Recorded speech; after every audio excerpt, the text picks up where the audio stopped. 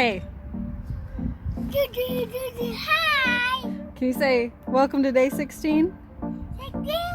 What's up, everybody? Today is day 16 of pulling the sled around the park. Let's get started.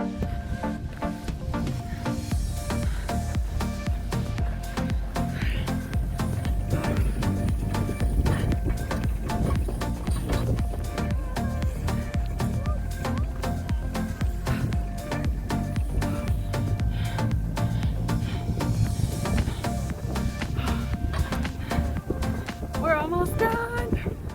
All right, so I finished today in 41 minutes and 40 seconds. So 5 minutes faster than yesterday, which I'm super excited about. But I don't know, it's kind of cool doing something every single day because you get to see your body change a little bit every day.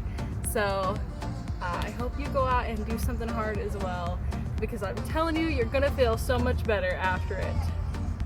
All right, we gotta say bye. Bye. Bye. Go do something